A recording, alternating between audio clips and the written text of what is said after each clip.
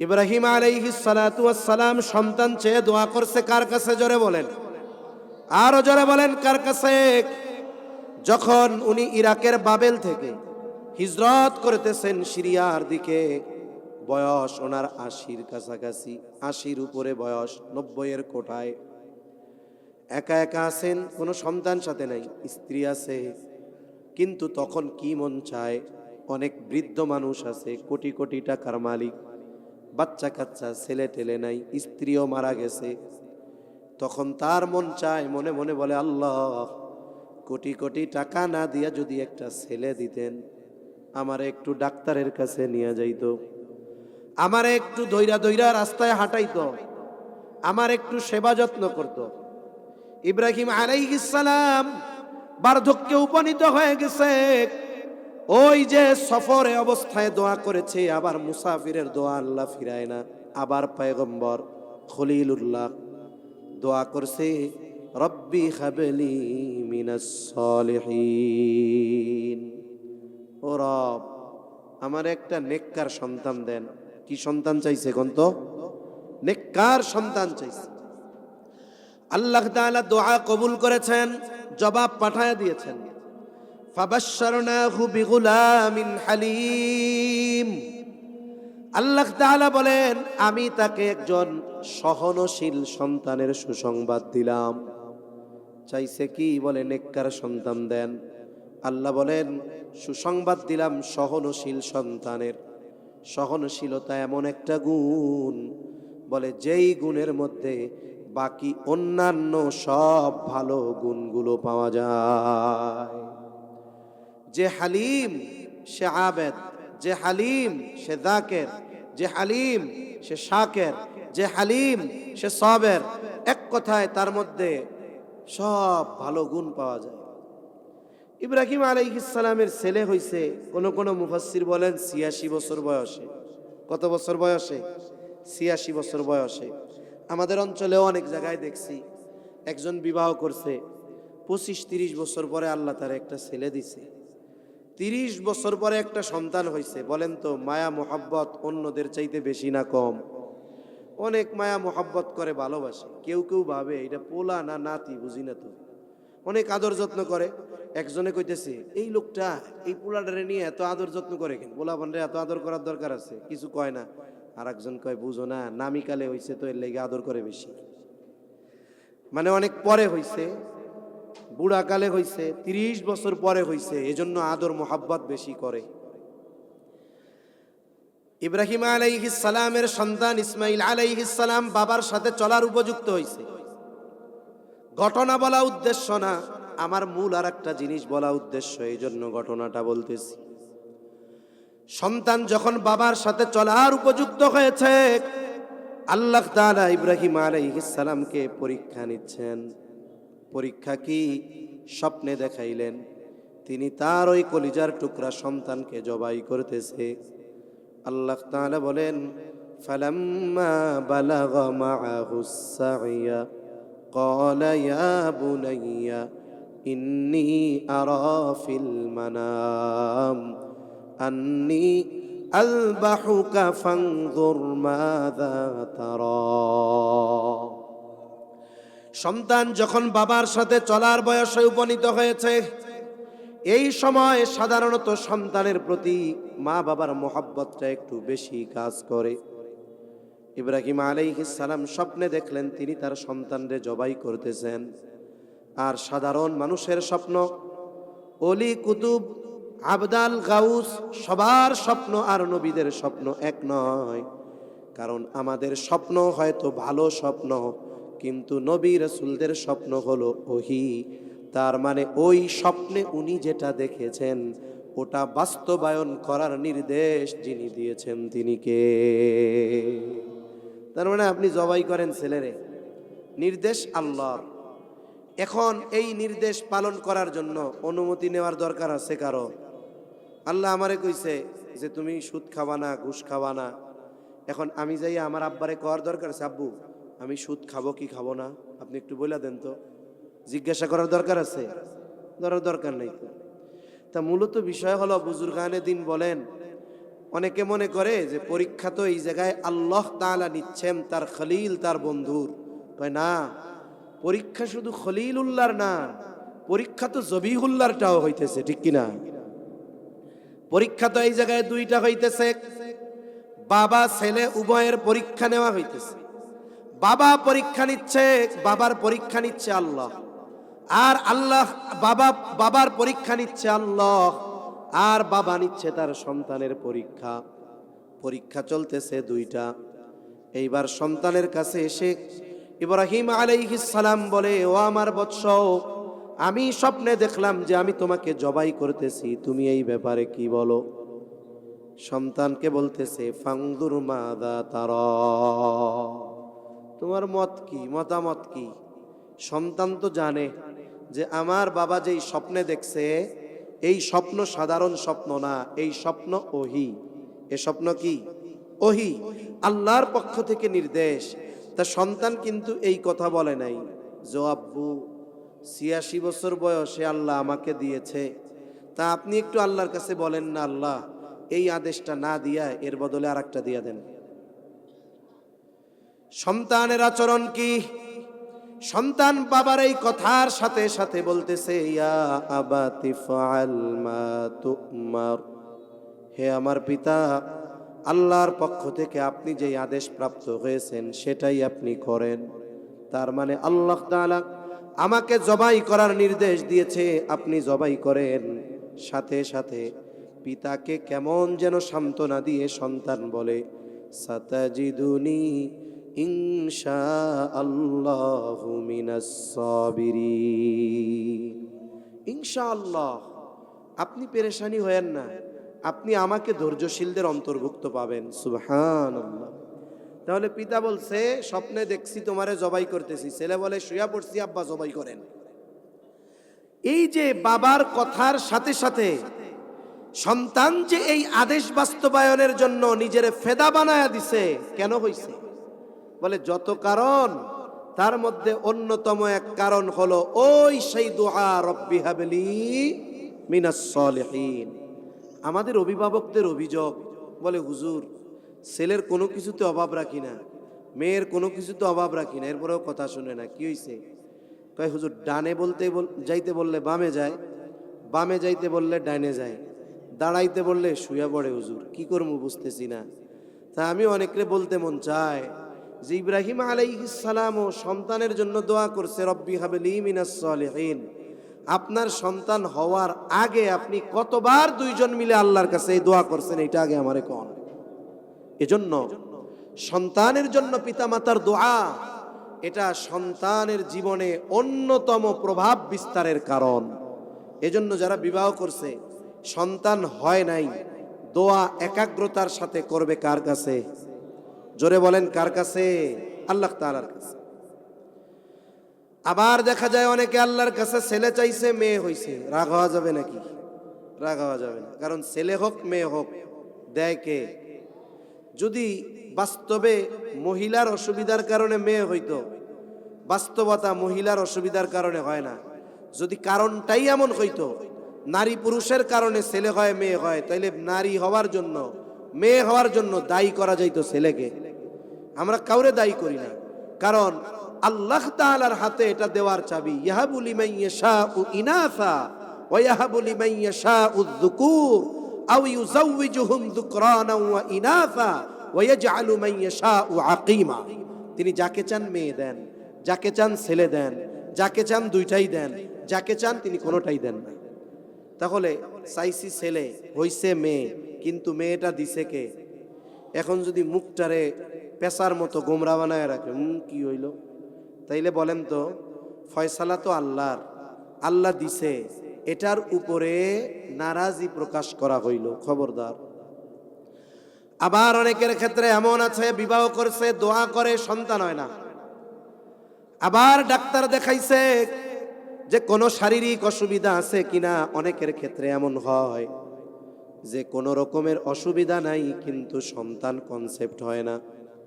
আবার অনেকে পরীক্ষা করাইছে, দেখা গেল স্ত্রী বন্ধা, স্বামী অসুস্থ, সন্তান হয় না। বলেন তো, যত অসুবিধা হোক না কেন, আল্লাহ তাআলা যদি চান সব অসুবিধা দূর করে সন্তান দিতে পারেন কি পারেন না? আল্লাহ পারেন, এ ক্ষমতা আল্লাহর আছে।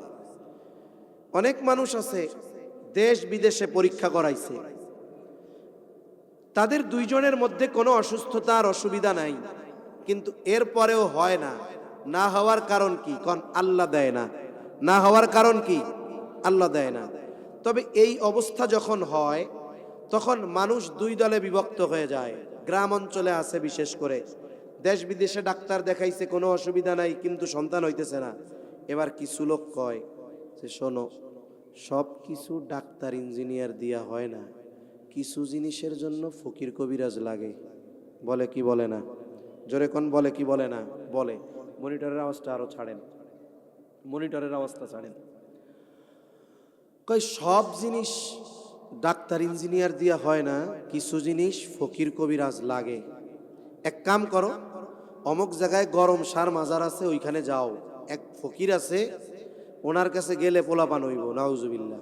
ও যদি বিশ্বাস কইরা যায় যে ওনার কাছে গেলে পোলাপান হবে, ও ইমানটা বাড়ি রাইখা বেঈমান হইয়া ওই জায়গায় যাবে। ঠিক কিনা বলেন? এবার যাওয়ার পরে কি বলে? কয় হ্যাঁ হ্যাঁ, এই দরবারে আগে একটা গরু মানত কর, সন্তান তো হইব, গরুটা মানত কর। বলেন তো, আল্লাহ তাআলা ব্যতীত কোনো মাখলুকের নামে মানত করার সুযোগ আছে? নাই। দ্বিতীয় অপরাধ হইল। এরপরে কি বলে? কয় 13 ঘাটের পানি আনবি, 16 গাছের বড়ই পাতা আনবি, 18 গাছের ওই গোলাপের কাটা আনবি, শ্মশানের মাটি আর কবরস্থানের মাটি আনবি, এরপরে এইগুলা দিয়ে গুলায় টুলায় গোসল করাইলে তোর গোলাপান হয়ে যাইব। হোক চাই না হোক পরের কথা, দিলি তো আল্লাহ দিবে।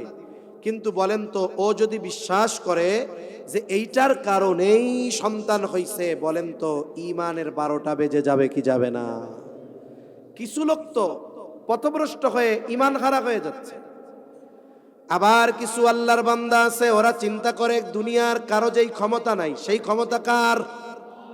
সব ডাক্তার চিকিৎসা দেখাইলাম, কাজ হইল না, কিন্তু আল্লাহর দেওয়ার ক্ষমতা আছে। স্বামী স্ত্রী দুইজন মিলে পরামর্শ করছে, চলো এক কাজ করি, আল্লাহ তাআলা সম্পদ যা দিয়েছে, সম্পদগুলো থেকে কিছু বিক্রয় করে আমরা আল্লাহর ঘর জিয়ারতে চলে যাই, আল্লাহ তাআলার কাছে চাই। আল্লাহ যদি দেয়, দুনিয়ার কারো ঠেকানোর ক্ষমতা নাই। আর আল্লাহ যদি না দেয়, পৃথিবীর সবাই মিলে যদি চেষ্টা করে, কাজ হবে না।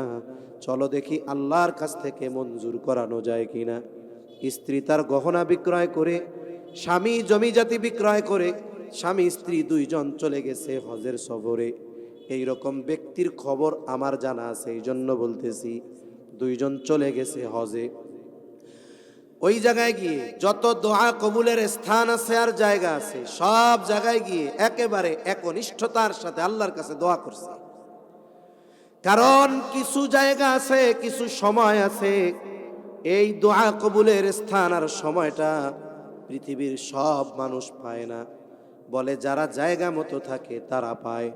যেমন হাজী সাহেব যারা 9 জিলহজ আরাফার ময়দানে ওনারা যেই সুযোগটা পায়, এটা গোটা পৃথিবীর মানুষ সবাই পায় না। আরাফার ময়দানে অবস্থান করে, আর ওই দিনের দোয়ার ব্যাপারে নবীজি বলেন, খায়রুদ দুআই দুআউ ইয়াউমিল আরাফা, সবচাইতে উত্তম দোয়া হলো আরাফার দিবসের দোয়া। হাদিসের মধ্যে আছে, কিছু হাদিসে আছে, মধ্যরাতের পর আল্লাহ বান্দাকে ডাকে, কার কি লাগবে বান্দা আমার কাছে চাও। আবার কিছু ফজিলতের রাত আছে, সন্ধ্যার পরে সূর্যাস্তের পরে আল্লাহ ডাকে, বান্দা কি লাগবে আমার কাছে চাও। কিন্তু আরাফার দিবসের অন্যতম ফজিলত, ওই দিন সূর্য ডুবা আর মধ্য রজনী নয়, ওই দিন গোটা দিন আল্লাহ তাআলা বলে, ও আমার বান্দা, আমার কাছে কি লাগবে তোমরা চাও। শুধু তাই না, ওই বান্দাদের নিয়ে আল্লাহ ফেরেশতাদের সামনে ফখর করে, মাফ করে দেওয়ার ঘোষণা দেয়। তা ওনারা একনিষ্ঠতার সাথে আরাফা, মিনা, মুজদালিফা বা জাবালে রহমত সহ বাইতুল্লাহর যত জায়গা আছে, গিলাপ ধইরা ধইরা কান্না করছে আর দোয়া করছে। দোয়া কবুল হয়ে গেছে, হজ থেকে ফিরে আসছে, 1 বছর ঘুরতে পারে নাই, আল্লাহ তাআলা উভয়ের কোল জুড়ে চক্ষু শীতল করা সন্তান দান করেছে।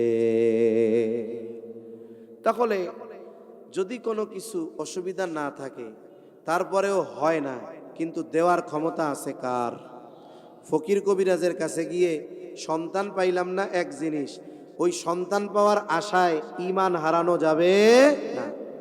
এখন বলেন, যদি কেউ অসুস্থতা প্রমাণিত হয় যে হ্যাঁ এই পুরুষ অক্ষম, এই নারী সন্তান জন্ম দিতে অক্ষম, বন্ধা, বলেন তো এই রকম অক্ষম আর বন্ধাকেও সন্তান দেওয়ার ক্ষমতা আল্লাহর আছে না নাই? আছে। তবে ইয়াকিন ঠিক থাকতে হবে।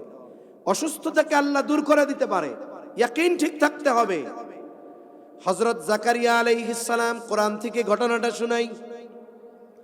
হযরত জাকারিয়া আলাইহিস সালাম দাড়ি পেকে গেছে, চুল পেকে গেছে, ওনার স্ত্রীও বন্ধা, উনি মোটামুটি নিশ্চিত স্বাভাবিক নিজাম যেটা, সন্তান হবে না।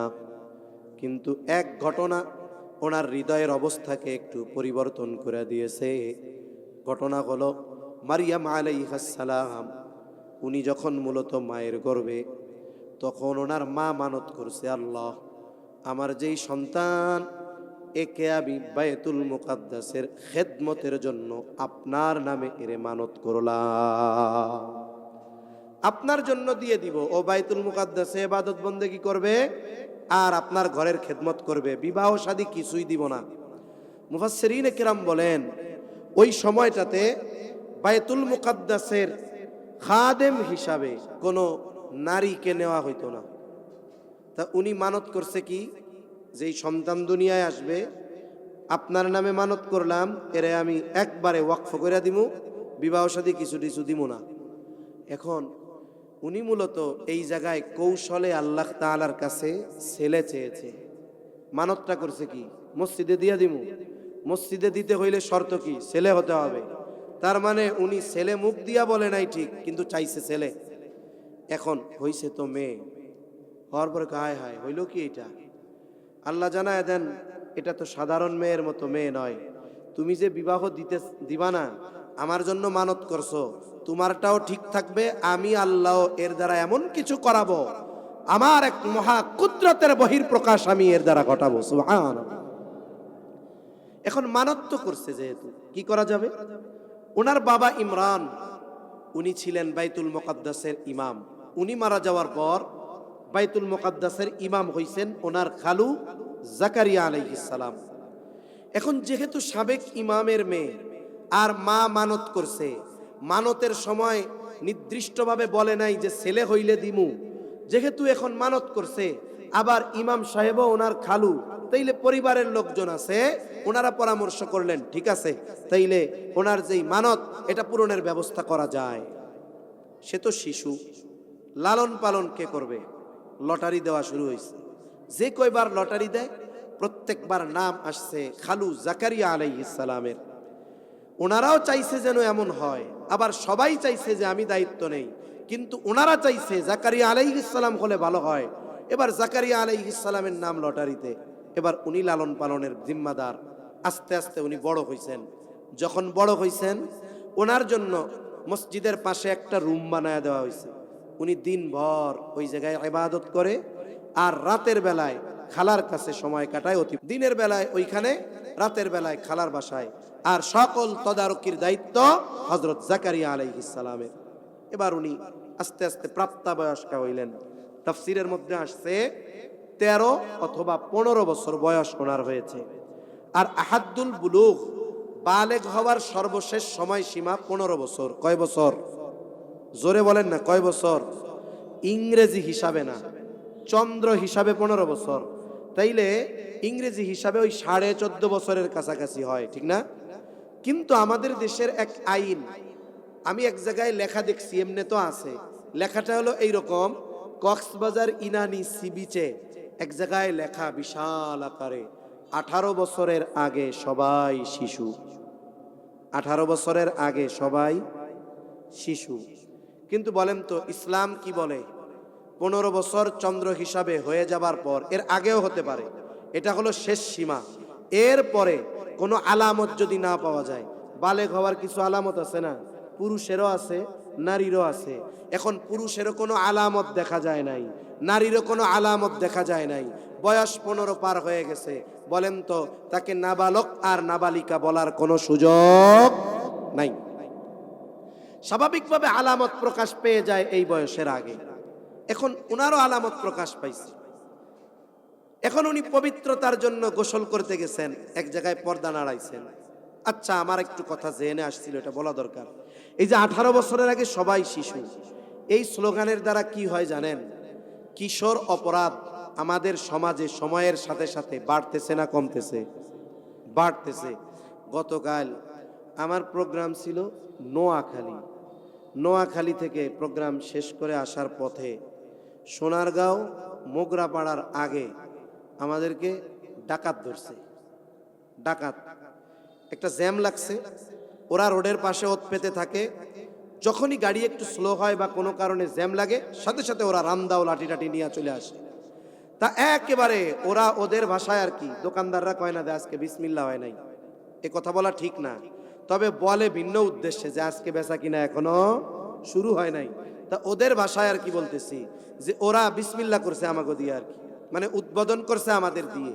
এখন গাড়ি রানিং এ, তখন সামনে জ্যাম, আমাদেরটা হালকা রানিং, স্লো হইতে হইতে রাস্তা থেকে উঠে আসছে। উঠে এসে একজন ডান পাশে বাম পাশে গাড়ির সাইডের গ্লাসগুলোতে শক্ত করে বাড়ি মারছে।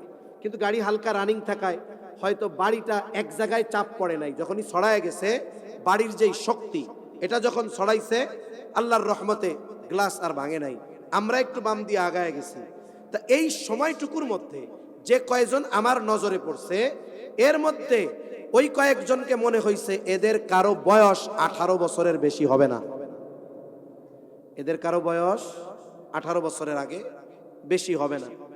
এখন ও যদি ধরা খায়, 18 বছর বয়স হয় নাই ইংরেজি হিসাবে, ও একটা মার্ডার করছে, 17 বছর 11 মাস 28 দিন ওনার বয়স, ওই দিন খুন করছে, বলবে না না রে, এ শিশু বাচ্চা, মাসুম বাচ্চা, এর কি জেলখানায় দেওয়া যায়? ওকে সেফ হোমে নিয়ে যাও, আরামের খাবার দাবার আর বিছানার ব্যবস্থা করো, ওইখানে 10 বছর লালন পালন করো গিয়া। তার মানে কি বুঝলেন? 18 বছরের আগের অপরাধকে এই আইন লিখিত নয়, বরং সমর্থন দিচ্ছে তাদের অপরাধের বৈধতার, ঠিক কিনা বলেন? এজন্য মনে রাখতে হবে, ইসলাম যেই বিষয়গুলোর ব্যাপারে সিদ্ধান্ত দিয়েছে, এগুলোর মধ্যে শুধু পরলৌকিক কল্যাণ নয়, জাগতিক কল্যাণও পরিপূর্ণভাবে নিহিত রয়েছে, ঠিক কিনা বলেন? যদি 15 বছর বালেগ হওয়ার সর্বশেষ সময়সীমা, এরপরে যদি অপরাধ করো তাহলে শাস্তি 18 বছরের বেশি যেরকম, এরকম বয়স 15 বছর হয়ে গেছে তার ক্ষেত্রেও এরকম, ওই শাস্তি যদি কঠোরভাবে আরোপ করা হতো, আশা করা যায় এদেশে কিশোর গ্যাং সময়ের সাথে সাথে বাড়তো না। এই যে বড় বড় মার্ডার হয়, খুন হয়, নেতারা ভাড়া করে কাদের? সব এই বয়সের 15 থেকে 18 বছরের বয়স, এদেরকে দিয়ে বড় বড় কিলিং মিশন সফল করে। লাস্টে কি হয়? এটা তো কিশোর নাবালক বাচ্চা, বোঝে নাই, যাও ওরে সেফ হোমে দাও, 3-4 বছর থাকে জেলখানা থেকে। অমুক ভাই বড় নেতা হয়ে বের হয়, পরে সাইনবোর্ড লাগায় অমুক ভাইয়ের পক্ষ থেকে ঈদের শুভেচ্ছা, পরের বছর উনি বলে অমুক মার্কায় ভোট দিয়ে জয়যুক্ত করুন, ঠিক কিনা বলেন? এজন্য সম্মানিত উপস্থিতি, ইসলামের এই আইনটা আমার তো মাঝে মধ্যে মন চায়, যেহেতু এটা আল্লাহর রসুলের পক্ষ থেকে সুস্পষ্ট নির্দেশনা, আমার তো মন চায় আমাদের মুরব্বী যারা আছে এই আইনগুলোকে সংশোধন করার জন্য রাষ্ট্রের উপরে সর্বোচ্চ চাপ প্রয়োগ করা দরকার। কিন্তু অবস্থা কি, এই কথাগুলো নিয়ে কেন যে কথা বলে না, এটা আমার মাঝে মধ্যে মাথায় ধরে না। যাক, আমরা যদি মুরব্বীদের কানে পৌঁছাতে পারি তাহলে হয়তো ওনারা এই বিষয়গুলো নিয়ে ভাববেন। তো ওনার বয়স 13 অথবা 15, উনি এখন পবিত্রতার গোসলের জন্য এক জায়গায় গেছেন, পর্দা টানাইছেন। ইতিমধ্যে একজন সুদর্শন যুবক ওনার সামনে হাজির। উনি দেখে প্রচন্ড ভীত সন্ত্রস্ত হয়ে গেলেন, কিন্তু চেহারা দেখে মনে হচ্ছে লোকটা খোদাভীরু। এই জন্য তিনি সাথে সাথে বলতেছেন, ক্বালা ইন্নী আউযু বিররহমানি মিনকা ইন কুনতা তাকিয়া। বলতেছে আমি দয়াময় আল্লাহর কাছে তোমার থেকে আশ্রয় চাইতেছি, তুমি যদি আল্লাহ ভীরু হও।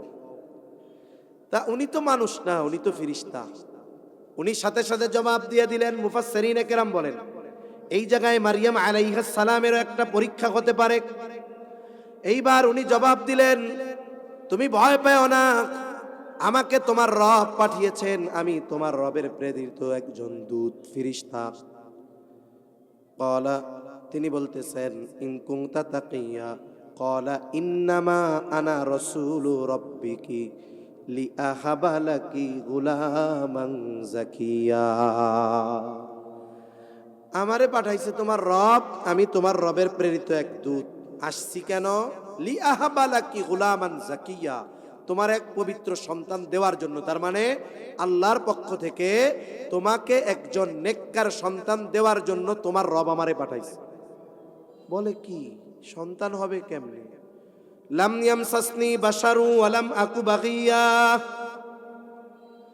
কিভাবে আমার সন্তান হবে?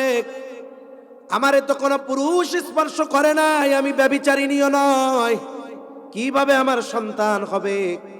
এবার ফেরেশতা জিবরাইল আলাইহিস সালাম জবাব দেয়, ক্বালা রাব্বুকা। এবার ফেরেশতা জবাব দিচ্ছে, ক্বালা কাযালিকা ক্বালা রাব্বুকা হুয়া আলাইয়া গায়্যিন।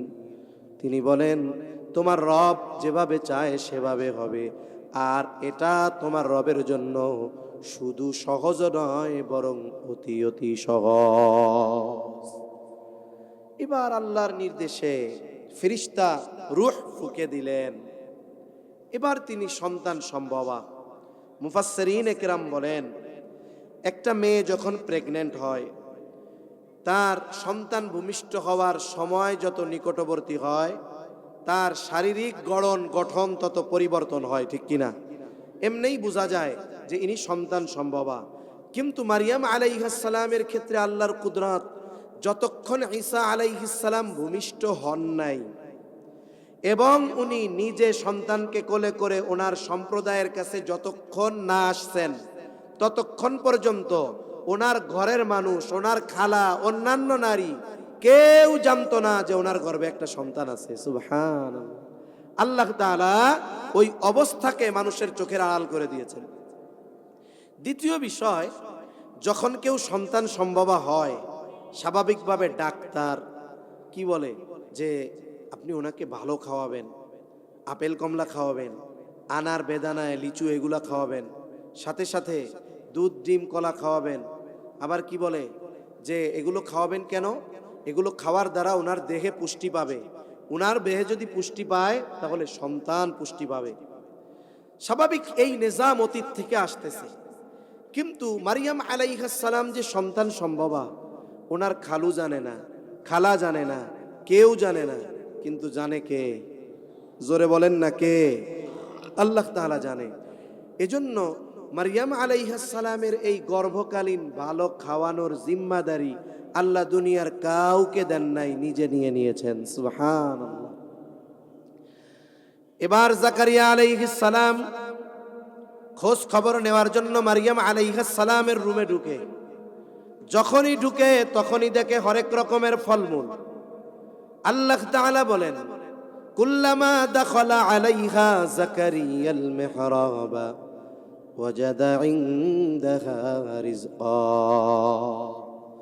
তিনি যখনই মারিয়াম আলাইহিস সালামের রুমের মধ্যে ঢুকেন, উনি দেখেন হরেক রকমের ফলমূল, একেবারে গাছ পাকা তরুতাজা। অথচ যেই ফল গাছ পাকা তরুতাজা মারিয়ামের সামনে, ওইটা এখন গাছেও নাই, বাজারেও নাই। আবার ওই সময় তো কোল্ড স্টোর করার কোনো ব্যবস্থাও নাই। তার মানে এটা হলো মৌসুম নয়, ফল গাছেও নাই, বাজারেও নাই। অথচ মারিয়ামের সামনে একেবারে গাছ পাকা তরুতাজা ফলমূল। এইটা দেখে জাকারিয়া আলাইহিস সালাম জিজ্ঞাসা করে, ক্বালা ইয়া মারইয়ামু আন্না লাকি হাযা। ও মারিয়াম, এই যে গাছ পাকা তরুতাজা হরেক রকমের ফলমূল খাবার, এগুলো তোমার জন্য কোথার থেকে আসলো? কোথায় পাইছো তুমি? মারিয়াম আলাইহিস সালামের সহজ আর সরল জবাব, ক্বালাত হুয়া মিন ইনদিল্লাহ। এই রিজিক ফলমূল যার তরফ থেকে আসছে তিনি কে? আল্লাহর তরফ থেকে আসছে। বলেন তো, গাছে ফল নাই, বাজারেও নাই, কোল্ড স্টোরেও নাই।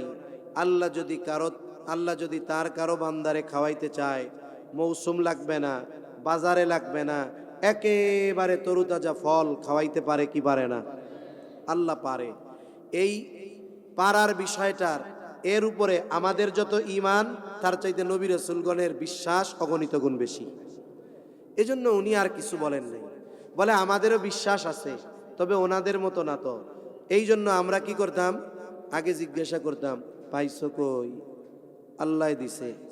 এইবার লাঠি হাতে নিয়ে কইতাম, তোরে আল্লাহ দিছে বুঝলাম, তুই পাইলি কই আগে এটা গো? ঠিক না? আল্লাহ তো দিছে, তা দুনিয়ার কে দিয়া গেল তোরে, পাইলি কোথায়? কিন্তু জাকারিয়া আলাইহিস সালাম আর কিছু জিজ্ঞাসা করেন নাই। উনি বলছে ক্বালাত হুয়া মিন ইনদিল্লাহ, এই ফলমূল রিজিক যা দেখেন সব কার তরফ থেকে আসছে? জোরে কোন? আল্লাহর তরফ থেকে আসছে। উনি আর কোনো প্রশ্ন করেন নাই। তবে চিন্তা একটা আসছে দিলের মধ্যে। কি চিন্তা? উনি তো চিন্তা করছে আমি বুড়া হয়ে গেছি, দাড়ি চুল সব পেকে গেছে, শাইখুন কাবীর হয়ে গেছি, আবার আমার স্ত্রীও বন্ধা, আমাদের সন্তান হবে না, এটা স্বাভাবিক নিজাম।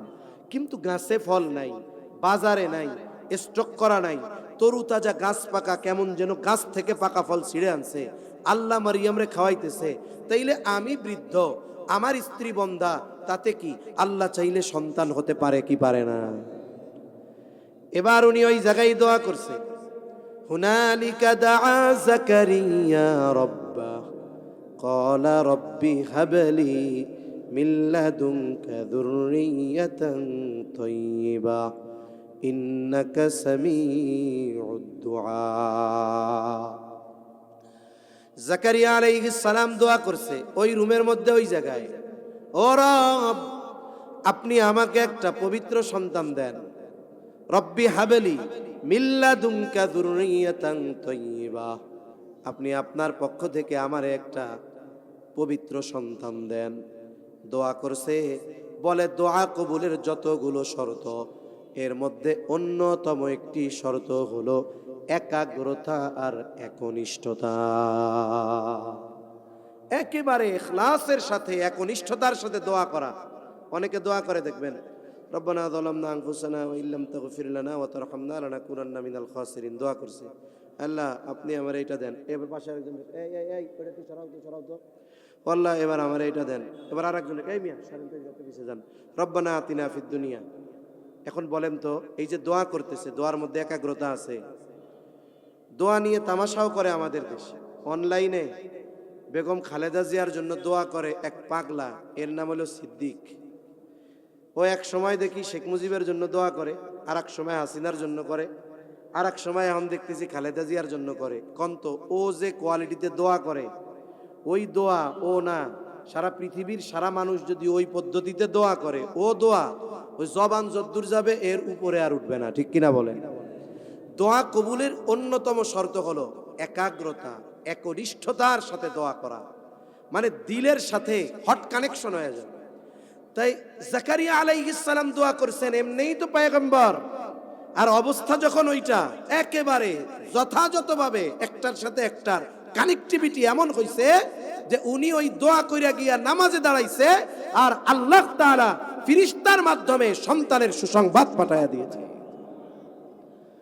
এবার উনি গিয়া নামাজে দাঁড়াইছেন। আল্লাহ তাআলা বলেন, ফানাদাতুহুল মালাইকাতু ওয়া হুয়া কাইমুন ইউসাল্লি ফিল মিহরাব। তিনি ওনার রুমের মধ্যে নামাজে দাঁড়াইছে, আর ফেরেশতা এসে ডাক দিয়া বলে, ও পয়গম্বর জাকারিয়া আলাইহিস সালাম, আন্নাল্লাহা ইউবাশশিরুকা বিয়াহইয়া, আপনি যে দোয়া করছেন আল্লাহ আমাকে একটা পবিত্র সন্তান দেন, দোয়া কবুল হয়ে গেছে। আল্লাহর পক্ষ থেকে ওই পবিত্র সন্তানের সুসংবাদ নেন। শুধু তাই না, ওই সন্তানের সুসংবাদ শুধু নয়, বরং ওই সন্তানের নাম আল্লাহ তাআলা রেখে দিয়েছেন ইয়াহইয়া। তাহলে বলেন তো, যেই বৃদ্ধ বার্ধক্যে চুল দাড়ি পেকে যাওয়া জাকারিয়া আলাইহিস সালাম, আবার ওনার স্ত্রী বন্ধা, ওই রকম দম্পতিকে যদি আল্লাহ সন্তান দিতে পারে, দুনিয়ার ডাক্তার টেস্ট করার পরে বলছে আপনি অক্ষম, আপনার স্ত্রী অক্ষম, বন্দা, বলেন তো আল্লাহ যদি চায় দোয়ার মাধ্যমে বন্ধাত্ব আর অক্ষমতাকে দূর করে সন্তান দিতে পারে কি পারে না? যাই হোক, মূল বিষয়টা ছিল দোয়া। সন্তান তারবিয়াতের অন্যতম একটি অংশ হলো দোয়া। তাহলে দুইটা পাইলাম, এক নাম্বার নেককার বিবি, দুই নাম্বার দোয়া। কেন? বলে পিতামাতার দোয়া সন্তানের জন্য এটা এমন এক জিনিস, এটা কঠিন এক জিনিস। বলে সবার দোয়া বিফলে যেতে পারে, কিন্তু মা বাবার সন্তানের জন্য করা দোয়া আল্লাহ তাআলা বিফলে দেন না। এই জন্য অনেক সময় অনেকের সন্তান আছে, এই সন্তান যদি একটু অন্যায় অপরাধ করে, অনেকে কি করে? বদদোয়া করে। খবরদার, রাগ হইয়াও নেক দোয়া করবেন। সন্তান উল্টাপাল্টা করছে, কয় আয় তোর মরা মুখ যেন আমি আর না দেখি, এ দোয়া করেন কেন? আপনি রাগ হইয়া দোয়া করতে পারেন না, আল্লাহ যেন তোরে বাইজিদ বুস্তামি বানায় দেয়। হ্যাঁ, ওইটা কঠিন মনে হইতেছে, তাহলে দোয়া করেন যে আল্লাহ যেন তোরে সুলতানুল ওয়াইজিন খালেদ সাইফুল্লাহ আইয়ুবীর মতো বানায় দেয়। ঠিক কিনা বলেন? এই দোয়া করেন আল্লাহ তাআলা যেন তোরে মহিউস সুন্নাহ মাহমুদুল হাসান সাহেবের মতো বানায় দেয়। কেন এই দোয়া না কইরা এই দোয়া করেন কেন যে তোর মরা মুখ যেন না দেখি, আমি মইরা গেলে তুই আমারে মাটি দিতে আইবি না? এ কোন ধরনের দোয়া? খবরদার, কোনো অবস্থাতেই সন্তানের জন্য অকল্যাণকর দোয়া আমরা করব না। আর সন্তানের জন্য দোয়া শুরু হবে কোন সময়? কয় বিয়ে করার আগ থেকে। বিবাহ করবে এরপর থেকে। সন্তান হয় নাই, দোয়া চলবে। সন্তান হয়েছে, চলতে থাকবে। আরে আপনি খুনখুনে বুড়া, সন্তানেরও চুলদাড়ি পাইকা গেছে, তখনও দোয়া চলবে কি চলবে না? জোরে বলেন। দোয়া করতে হবে। সন্তানের জীবনের অন্যতম প্রভাব বিস্তার করে এই মা বাবার দোয়া। এই দুইটা বিষয়। এরপরে সন্তানের বাকি তারবিয়াত, এটা একটু বড় হবার পর। এবার সন্তান দুনিয়ায় ভূমিষ্ঠ হলো, নেক বিবি পাইছেন, একেবারে নেক সন্তান চাই আল্লাহর কাছে। পয়গম্বর আলাইহিমুস সালামের মতো দোয়াও করছেন। সন্তান দুনিয়ায় আসার পর সন্তানের কিছু হুকুক আছে, হক আছে। যেমন সন্তান দুনিয়ায় আসার পর ডান কানে আজান, বাম কানে ইকামত, এটা সন্তানের একটা হক। এখন পুরুষ ওইখানে নাই, বলে নারী সে আজান আর ইকামতের শব্দগুলো তার কানে পৌঁছায়া দিবে। বুজুর্গানে দিন বলেন দুনিয়ার কোনো আওয়াজ আর কলহ তার কানে পৌঁছানোর আগে আল্লাহ তাআলার বড়ত্বের কথা তার কানে পৌঁছায়া দিতে হবে। আর আমাদের দেশে অনেক মানুষ এখন এইটাও বুঝে না। পোলা হইছে টাঙ্গাইল মেডিকেল কলেজে, পোলার বাপ থাকে সৌদি আরব, পোলার দাদার বাড়ি হলো সিরাজগঞ্জ। এইবার বাচ্চা হইছে, সাথে সাথে ফোন দিছে নানি যে শুনছো তোমার তো পোলা একটা হইছে। এখন রাত বাজে বাংলাদেশে 3টা। সৌদি আরব থেকে সিরাজগঞ্জ ওই যুবক তার বাড়ির মসজিদের মুয়াজ্জিনরে ফোন দিছে রাত 3টায়। এখন ইমাম মুয়াজ্জিনকে রাত 3টায় ডাকে 2 কারণে। কয় কারণে? বলে না কয় কারণে? একটা হলো অন্যায় করে ধরা খাইছে, হুজুর বিয়াটা পড়াই দিতে হইব, ঠিক কিনা? 2টা হলো কেউ মারা গেছে, এই জন্য ফোন ধইরাই কয় ভাই কে মরছে, কে মরছে? কয় কেউ মরে নাই রে, আমার একটা ছেলে হয়েছে, একটু আজান দিয়া দেয়। এখন এই মুয়াজ্জিন যদি চিন্তা করে প্রবাসী মানুষ 2000 টাকা হাদিয়াও দিব কইছে, রাত 3টায় যদি মাইকে আজান দেয় টাকা 2000 পাবে, মাগার চাকরি থাকবে না। আর এটা তো সঠিক পদ্ধতিও না। তাই কিছু মানুষ এখনো বোঝে না, বাচ্চা হয় এক জায়গায়, খবর দেয় এক জায়গায়, আজান দেয় এক জায়গায়। কানে ডান কানে আজান, বাম কানে ইকামত। এরপরে 7 দিনের দিন কি করবে? বলে তার আকিকা করবে, একটা নাম রাখবে, এমন নাম যেটা তার ধর্মীয় পরিচয় বহন করে। কিন্তু আমাদের দেশে নাম রাখে, নামটা কি গন্ত? কয় আব্দুর রহমান টনি। আব্দুর রহমান ভালো নাম, ডাক নাম হইল টনি, সবাই টনি নামে চেনে। এখন সমস্যা কি? আব্দুর রহমান নাম চুরি হয়ে যাবে, এই জন্য লুকায় রাখছে এটা। অথচ ডাক নামটা ভালো রাখা দরকার ছিল, ঠিক কিনা বলেন? টনি একটা নাম, এটা মুসলমান, হিন্দু, বৌদ্ধ, খ্রিস্টান, পুরুষ, নারী, হিজড়া সবার নাম আছে। আফসোসের ব্যাপারে কারো নাম যদি থাকে, আমি আল্লাহর হস্তে মাপ চাই, কুকুরের নামও টনি আছে। তাহলে কি এক জঘন্য নাম! কিছু মানুষ কুকুরের নাম ওইটা রাখে। তাহলে এমন নাম রাখছেন কেন? আপনি ইমানদার, নাম বলার সাথে সাথে বোঝা যাবে যে না এই লোকটা মুসলমান। এরপরে আরো কিছু বিষয় আছে, ওইগুলো থাকলো। সন্তান তারবিয়াতের জন্য সন্তান দুনিয়ায় আসার পরে 4টা বিষয় সবচাইতে গুরুত্বপূর্ণ। কয়টা বিষয় জোরে বলেন? সন্তান দুনিয়ায় আসার আগে 2টা, সন্তান দুনিয়ায় আসার পরে 4টা। কয়টা জোরে বলেন? কয়টা? 4টা।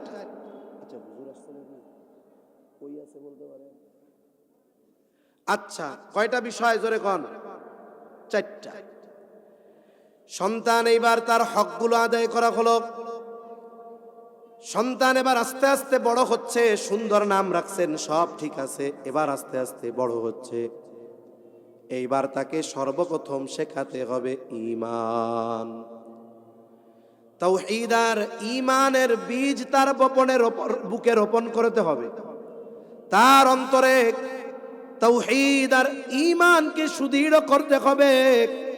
এখন বলতে পারেন হুজুর ছোট মানুষ, আগে ক্লাস 5 পাস করুক এরপরে ঈমান শেখাবো।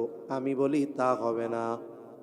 আধুনিক বিজ্ঞান বলে সন্তানের ক্যারেক্টার কেমন হবে, ব্রেন ডেভেলপ কেমন হবে, এটা 2.5-3 বছর থেকে 5 বছরের মধ্যে মোটামুটি প্রকাশ পেয়ে যায়। তার মানে কি বোঝা গেল? আমার আপনার সন্তানকে এই 2.5-3 বছর থেকেই ঈমান আর তাওহীদের ব্যাপারে শিক্ষা দেওয়া লাগবে। এখান থেকে শুরুটা করতে হবে, রাস্তা তারে ধরাইতে হবে। কেন বলে? ছোট মানুষ, শিশু বাচ্চা, এরা হলো নরম কাদার মতো, নরম মাটির মতো। আমাদের অঞ্চলে মাটির তৈজসপত্র যারা বানায় এদেরকে বলে কুমার। আপনাদের এদিকে কি বলে? কুমার। এখনো আছে? আছে না? এখনো আছে। তবে ওইগুলো আগে ছিল মানুষের নিত্যদিনের জিনিস, কিন্তু এখন হইছে শৌখিনতার জিনিস। আগের আমাদের দাদিদের দেখছি মাটির পাইলাই ভাত রাঁধতো, আমরা মাটির খুরায় ভাত খাইতাম, তরকারি বাড়তো মাটির খুরায়। কিন্তু এখন দেখবেন শহরের অভিজাত গুলশানে ডুপ্লেক্স বাড়িতে গিয়ে দেখবেন আপনাকে মাটির প্লেটে খাবার দিচ্ছে। এটা এখন বিলাসী পণ্য হয়ে গেছে, অথচ এক সময় এটা আমাদের নিত্যদিনের প্রয়োজনীয় জিনিস ছিল। এখন এই যে মাটির কাজ যারা করে কুমার, এদের কি আছে বলে? বানাইতে দেখছি আগে ওই ঘোড়ার গাড়ির একটা চাকা রাখতো, ওই চাকার মধ্যে মাটি দিত, নরম মাটি, চাকাটা ঘুরলি দিত, আর মাটি তার হাতের নৈপুণ্যতায় কিছু মাটি হইতো প্লেট, কিছু হইতো জগ, কিছু পিরিচ, কিছু কাপ, কিছু ফুলের টব, এইরকম এক একটা দিয়ে এক একটা জিনিস বানাইতো। কিন্তু সব কিছু যেটা থেকে বানাইতো সেটার নাম মাটি। মাটি হলেই তো হবে না। কুমার যত অভিজ্ঞ হোক, ওরে যদি আপনি সুন্দর মতো এই জায়গা থেকে কোদাল দিয়ে এক কোপ মাটি উঠাই দিয়ে কন, তুমি তো এই দুনিয়ার বা এই দেশের সবচাইতে ভালো কুমার, এই যে মাটি দিলাম, পানি পুনি কিছু মাহাইতে পারবা না, এটা দিয়ে আমার একটা গেলাস বানায় দাও। ও বলবে চাচা গেলাস তো বহুদূর, এটা দিয়ে একটা পুতাও বানাইতে পারুম না। তার মানে কি হইল? ওই প্লেট গ্লাস বানানোর জন্য মাটি নরম থাকতে হবে। অনেকে চিন্তা করে ছেলেরে আগে ম্যাট্রিকে গোল্ডেন A+ পাওয়াই, এরপরে তাবলিগে পাঠাইয়া ইমান আমান শেখামো। অনেকে চিন্তা করে ছেলেরে আগে ম্যাট্রিক আইয়া পাস করাই। অনেকে চিন্তা করে না, ছেলেটারে আগে কোনো মতে লেখাপড়া করাইয়া অনার্স পাস করাই, এরপরে তো সুযোগ থাকবে 3 চিল্লাই দিয়ে আল্লাহর ওলি বানায়া ফেলবো। হয় খুব কম, কিন্তু অধিকাংশ ওই যে তেড়া হয় ওটা আর সোজা হয় না। ঠিক কিনা বলেন? এজন্য সন্তান কাদামাটির মতো, এই সময় আপনি আমি ওকে যেই ধাঁচে গড়ে তুলবো এই ধাঁচ তার মধ্যে থাকবে। এজন্য উচিত কি, সন্তান যখন ছোট ওই সময় থেকেই তার অন্তরে ঈমান আর তাওহীদের বীজ বপন করা। কিভাবে করবে? করার পদ্ধতি অনেক আছে, আর সহজ পদ্ধতির কথা লাস্টে বলবো। মনে করেন আমাদের দেশে আমার 2.5 বছর, ওই 2 বছর 2 মাস বয়সের একটা বাচ্চা আছে। এখনের বাচ্চারা খুব টেকনা, এরা অনেক কিছু তাড়াতাড়ি বোঝে।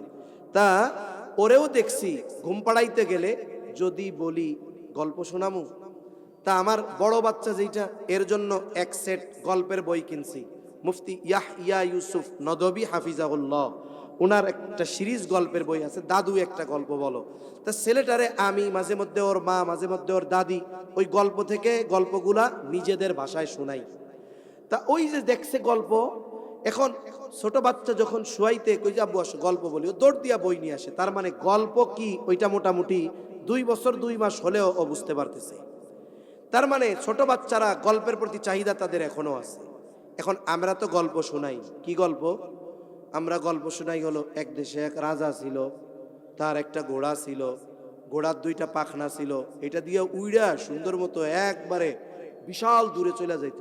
এই যে যে গল্প শোনাচ্ছি এটা সত্য না মিথ্যা? ও মিয়া গল্প কি আর নাই? আপনি কেন কইতে পারেন না আব্বু তুমি জানো আল্লাহর কত ক্ষমতা? আল্লাহ কি পারে জানো? আল্লাহ তাআলা তোমার আমার নবীজিকে বাইতুল্লাহ থেকে নিয়ে মসজিদুল আকসা অনেক দূর, ওই সময় হাইটা যাইতে মাসের পর মাস লাগতো। তুমি জানো আল্লাহ তাআলা একটা প্রাণী, ওইটার নাম বোরাক, ওইটার উপরে উঠাইয়া একেবারে একটু মুহূর্তের ভিতরে এত দূর থেকে উড়াইয়া বাইতুল মুকাদ্দাস মসজিদে নিয়ে গেছে। এখানে আপনি তারা কি শিখাইতেন?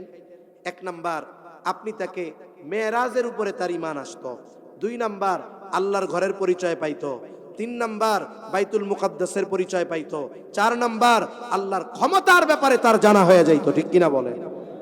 এই ধরনের কথাগুলো, গল্পগুলো আমরা আমাদের ভাষায় যদি বাচ্চাদের শোনাই, তাহলে ওদের অন্তরে আল্লাহর পরিচয় ঢুকবে, ঈমান ঢুকবে, তাওহীদ ঢুকবে। ঠিক কিনা বলেন?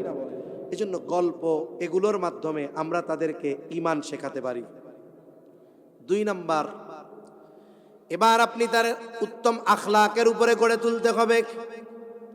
সন্তানটার চরিত্র গঠনের অন্যতম ভূমিকা হলো মার।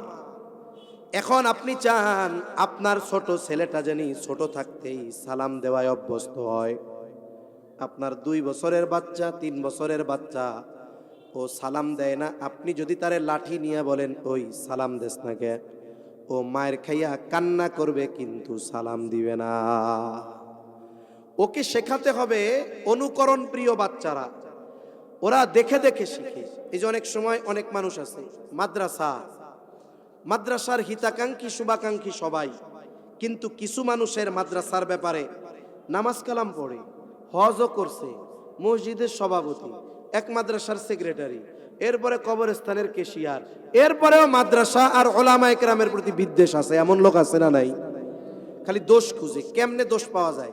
এখন এই মাদ্রাসার নুরানির ছাত্র ছোট্ট একটা, ওর বয়স 5 বছর 6 বছর, ও সামনে দিয়া লাফাইতে লাফাইতে বাড়ি যাইতেছে। ঘটনাক্রমে ওই যে সুলকানি যারা আছে মাদ্রাসার ব্যাপারে, ওই লোকের সামনে পড়ে গেছে। ছোট বাচ্চা তো সালাম কালাম দেয় নাই, খেয়াল করে নাই। এইবার ওই লোক কয় পাইছি সুযোগ আজকে, ওই হুজুর খাড়াও, কোন মাদ্রাসায় পড়ো? এই তো বোয়ালি মাদ্রাসায় পড়ি। সালাম দিলা না কেন? কত বড় স্পর্ধা! হ্যাঁ, হুজুররা কিছু শেখায় নাই? এইবার সুন্দর মতো ওরে দইরা নিয়ে হুজুরের কাছে নিয়ে আসছে। নুরানির হুজুর বিচার দিছে, লাফায় লাফায় চলে, আদব লেহাজ কি শেখান নাই? এরপর একটু গরম গরম কথা কইছে, তা হুজুর একটু রাগ হইছে, বাচ্চারা একটু শাস্তিও দিছে যে কালকে থেকে যদি দেখা হয় মুরব্বির সাথে সালাম দিবা। অবশ্যই। এখন ও পরের দিন যদি ওনার সাথে দেখা হয়, ওই যে মায়ের ভয়ে সালাম দিবে কি দিবে না? দিবে। সালাম দিবে, আসসালামু আলাইকুম। অর্থ কি? আপনার উপরে রহমত বর্ষিত হোক, কিন্তু মনে মনে কিন্তু এটা কবে না, মনে মনে করবে বুড়া কালকে ভুলে সালাম দেই নাই, তুই আমারে মাইডা খাওয়াইছস। দেখা হইছে আসসালামু আলাইকুম, আর মনে মনে কবে আল্লাহ যেন তাড়াতাড়ি মরে। মুখে কি কইছে? আসসালামু আলাইকুম। মায়ের খাইয়া কিন্তু সালাম ঠিকই দিছে, কিন্তু মনে মনে কি কইছে? তাহলে একটা দাওয়াত পাবো। উনি যদি ওই কাজটা না করে, বাচ্চাদের আদব কিভাবে শেখাতে হয় আমি বলতেছি আর কি। উনি যদি এই কাজ না করে, ছোট বাচ্চা লাফায় লাফায় যাচ্ছে, মাদ্রাসায় তো ওরে পড়াইছে যে বড়দের সালাম দিবা, কিন্তু ছোট মন তো স্বাধীন চেত্তা ভাবে চলতেছে। এখন মুরব্বী দাঁড়া করাইয়া হাসি মুখে যদি সালাম দিত, তালিবুল ইলম দাঁড়াও, আসসালামু আলাইকুম, কেমন আছো? ও দেখতেন লাফানি থামাইয়া সালামটা উত্তর দিয়া ওয়ালাইকুম আসসালাম রাহমাতুল্লাহ, আলহামদুলিল্লাহ ভালো। এবার কাছে মুসু করতো, আর সালামটা আমার দেওয়ার দরকার ছিল রে, কাকা আগে দিয়ে দিল, কাজটা ভালো হইল না। পরের দিন আবার দেখা হয়েছে, আবার আপনি সালাম দিছেন। 1 দিন 2 দিন 3 দিন দিছেন সালাম, 4 দিন দিছেন সালাম, 7 দিন দিছেন সালাম, কিন্তু ও দিতে পারতেছে না। এইবার বিকালবেলা একদিন এই জায়গায় ব্যাডমিন্টন খেলতেছে, আর ও দেখে যে ওই চাচা ওই জায়গা দিয়ে যাইতেছে গেটের ফাঁক দিয়া। ও দেখবেন ব্যাট বুট রাইখা দৌড় দিয়ে চাচার সামনে যায় বলবে কাকা আসসালামু আলাইকুম, ভালো আছেন? এখন আপনি বলেন, আপনি তো বিচার দিয়া মায়ের খাওয়াইয়াও সালাম পাইছিলেন আর সালাম দিয়েও সালাম পাইছেন, বলেন তো দুই সালামের মধ্যে তফাত আছে না নাই? আকাশ জমিন তফাত। এজন্য বাচ্চাদের আদব শেখাতে হয় নিজে আদবওয়ালা হয়ে। এখন আমি যেটা করব এটার প্রভাব বাচ্চার মধ্যে পড়বে। আপনি ঘরে ঢুকতে সালাম দেন, দেখবেন কয়দিন পরে ও আপনারে সালাম দিবে, ঘর থেকে বাইর করে বলবে তুমি আবার কলিং বেল দাও, আমি আগে সালাম দিব। এবার আপনি কলিং বেল দিবেন, দরজা খুলবে, ও সালাম দিবে, এরপরে ঘরে ঢুকতে দিবে। এই যে শিক্ষাটা, এটা কি মাইরা শেখানো যাবে? পিটায় শেখানো যাবে? যাবে না। এটা আমাদের আচরণের দ্বারা সন্তানের উত্তম আখলাক গড়ে তুলতে হবে। এটা ঘরের লোক করবে। 3 নাম্বার, বলে ইলম অর্জন করাতে হবে। অভিভাবকের উপরে ওই জিনিসটা ফরজ, যতটুকু দিন মুসলমান নরনারীর জন্য শেখা ফরজ। বলে বাপ শিখবে, ওনার সন্তানদেরকে ওই পরিমাণ দিন শেখাবে, ওনার জন্য শেখা ফরজ, সন্তানের জন্য শেখানো ফরজ। এখন শুধু ইলম অর্জন করলে হবে? এখন সন্তান যখন বড় হয় আমল করাতে হবে না? এখন নামাজ ফরজ শিখাইছে, নামাজ পড়াইতে হবে না? নবীজি বলেন, তোমরা তোমাদের সন্তানদের বয়স যখন 7, নামাজের জন্য তাগিদ দাও। 10 বছর হইছে, নামাজ না পড়লে প্রহার করো, শাস্তি দাও, সাথে সাথে বিছানাটা আলাদা করে দাও। শাস্তি দেওয়া মানে কি? শাস্তি দেওয়া মানেই যে শুধু পিটানো তা না। আপনি অনেকভাবে তাকে শাস্তি দিতে পারেন। আপনি তার কিছু সুযোগ সুবিধা বন্ধ করে দিতে পারেন। তাকে বলতে পারেন যে আমি তোমার আব্বু, তোমার উপরে রাগ হয়েছি, নামাজ পড়ো না কেন? তুমি নামাজ যদি না পড়ো তাইলে তোমারে আর ওই জিনিস দিব না, নামাজ যদি না পড়ো তোমার সাথে কথা বলবো না। এই বিভিন্ন পদ্ধতিতে আপনি তাকে এই 4 জিনিসের তরবিয়ত দিবেন। 1 নাম্বার ঈমান ও আকীদা, 2 নাম্বার বলে আখলাক, 3 নাম্বার ইলম, 4 নাম্বার আমল। কিন্তু বাস্তবতা আর আফসোসের বিষয় হলো আমাদের দেশের অভিভাবক যারা, এরা ইচ্ছা থাকলেও এই 4 বিষয়ের তরবিয়ত সন্তানকে দিতে পারে না। কেন পারে না? মনে করেন একজন বাবা, তার সকালবেলায় অফিস 8টায়, সে ঘুম থেকে উঠে 6:30 7টায় ফজর পড়লো। শীতের দিনের কথা ধরেন, 6টায় উঠলো, এরপরে ফজরের নামাজ পড়লো, প্রস্তুতি নিতে নিতে 8টায় অফিসে পৌঁছাতে হবে, সে 7:30টায় বের হয়ে গেল। যাওয়ার সময় দেখলো তার সন্তান ঘুম। ডিউটি কয় ঘন্টা? কয় রাত 8টা পর্যন্ত। এখন রাত 8টা পর্যন্ত শুধু ডিউটি দিয়া তার সংসার চলে না, ওভার টাইম করতে হয়। সে আরো 2-3 ঘন্টা ওভার টাইম করে। এখন বাড়ি ফেরে কয়টায়? বলে অফিস শেষ 11টায়, বাড়ি ফিরতে ফিরতে রাত 12টা। 12টায় এসে দেখে তার সন্তান ঘুম। যাওয়ার সময়ও ঘুম, এসেও দেখে ঘুম। বলেন তো এই বাবার জন্য সন্তানকে ঈমান, আখলাক, ইলম আর আমলের তরবিয়ত দেওয়া কি সম্ভব? জোরে বলেন সম্ভব? সম্ভব না। 2 নাম্বার বিষয় বলতে পারেন ঘরের নারীরা। আমাদের দেশের অধিকাংশ গৃহিণী যারা, এরা রাজরানী নয়। বলে এদের নিজের কাজ নিজেরা করতে হয়। ঘরে 3 বেলা রান্না করতে হয়, সন্তান লালন পালন করতে হয়, শ্বশুর শাশুড়ি থাকলে তাদের খেদমত করতে হয়, সাথে সাথে স্বামীর কাপড় চোপড় ধুইতে হয়, আত্মীয় স্বজন আসলে দেখাশোনা করতে হয়। এমন অবস্থা যে ঘরের কাজ গুছিয়ে নারী ঠিকমতো তার 5 ওয়াক্ত নামাজ আদায় করা টাইম মতো, এটা তার জন্য কঠিন। যে নিজে নামাজ ঠিকমতো পড়তে পারতেছে না 5 ওয়াক্ত, বলেন তো তার দ্বারা তার সন্তানকে ঈমান, তার দ্বারা তার সন্তানকে আখলাক, ইলম আর আমলের তরবিয়ত দেওয়া কি সম্ভব? অথচ অভিভাবকের জন্য এই 4 বিষয়ের তরবিয়ত, এই 4 বিষয়ের আলোকে সন্তানকে গড়ে তোলা অভিভাবকের জন্য ফরজ। কার জন্য ফরজ? জোরে গণ। অভিভাবকের জন্য ফরজ। কিন্তু ওনার কর্মব্যস্ততা ওনাকে এই দায়িত্ব পালন করার মতো কোনো সুযোগ দিচ্ছে না। সপ্তাহে 1 দিন দেখা হচ্ছে, এতে তো আর কাজ হবে না। বলে হ্যাঁ আপনার উপরে ফরজ, কিন্তু আপনি পালন করতে পারতেছেন না। বলে যদি পালন না করেন কি হবে? সন্তানকে ঈমান শেখায় নাই, আমল শেখায় নাই, আখলাক শেখায় নাই, ইলম শেখায় নাই। এখন এই সন্তান ডাক্তার হইছে, ইঞ্জিনিয়ার হইছে, কিন্তু বদকার, পাপাচার, আখেরাতে জাহান্নামী। কিন্তু বাবা ভালো, নেককার, উনি হাজী সাহেব। এখন হাজী সাহেবের আমলের অভাব নাই, তাহাজ্জুদ আওয়াবিন ইশরাকের অভাব নাই, কিয়ামতের দিন উনি আমল দেখে চিন্তা করতেছে আমার জান্নাতে যাওয়া কে ঠেকায়, বলে কারো ঠেকানো লাগবে না, আপনার ইঞ্জিনিয়ার ছেলেই আপনার জান্নাত ঠেকানোর জন্য যথেষ্ট। ঠিক কিনা বলেন? আপনি দিন শেখান নাই, এই বিষয়গুলো শেখান নাই, আল্লাহ না করুক সে বদকার হয়ে গেছে, আপনার নেক আমলের অভাব নেই। কিয়ামতের দিন কি হবে আল্লাহ বলেন, ওই সন্তান যাকে দ্বীনের উপরে গড়ে তোলা হয় নাই, ওই সন্তান এবার আল্লাহ তাআলার কাছে ফরিয়াদ করে বলবে, রব্বানা ইন্না আতা'না সাদাতানা ওয়া কুবারানা ফাআযাল্লুনাস সাবিলা। রব্বুল আলামিন আমাদেরকে জানায় দেন, আমাদের এই দায়িত্ব পালনের অবহেলার কারণে যদি আমার আপনার সন্তান কিয়ামতের দিন জাহান্নামী হয়, ওই দিন সে আল্লাহর কাছে বলবে, ও রব, ইন্না আতা'না সাদাতানা ওয়া কুবারানা, আমরা আমাদের নেতাদের, বড়দের, অভিভাবকদের আনুগত্য করেছি, ফাআযাল্লুনাস সাবিলা, আমার ওই অভিভাবক, আমার এই নেতা, আমার পিতা, উনি আমারে পথভ্রষ্ট করেছে। আজকে যে আমি জাহান্নামী, এটা হওয়ার কারণ আমার বাবা। কিয়ামতের দিন এত সহজ না। আজকে হয়তো আমি বিপদে পড়লে সন্তান দৌড়ায় আসে, আত্মীয় স্বজন দৌড়ায় আসে। কিয়ামতের দিন সবাই চিন্তা করবে কার ঘাড়ে পাড়া দিয়া বিপদ দূর করা যায়। যেই সন্তানের জন্য এত ত্যাগ, বলে দিন শেখান নাই, ওই সন্তান হয়তো কিয়ামতের দিন আপনার থেকে পালাবে।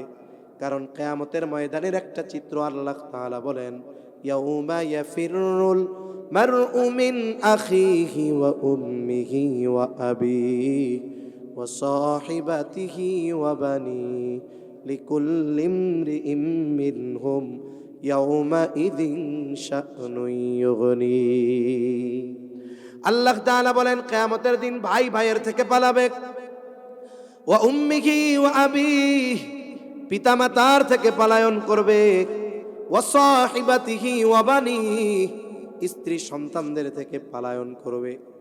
অথচ দেখুন, একজন পরিশ্রমী মানুষ সারাদিন পরিশ্রমের পর যখন সে তার সন্তানের চেহারা দেখে, মা বাবার চেহারা দেখে, স্ত্রীর চেহারা দেখে, মুহূর্তের মধ্যে সারা দিনের কষ্ট দূর হয়ে যায়। ঠিক কিনা বলেন? অনেক প্রবাসী ভাই আছে, প্রবাসে থাকে, 18 ঘন্টা ডিউটি করে, 6 ঘন্টা বিশ্রাম, খাওয়া দাওয়া, গোসলের সুযোগ পায়।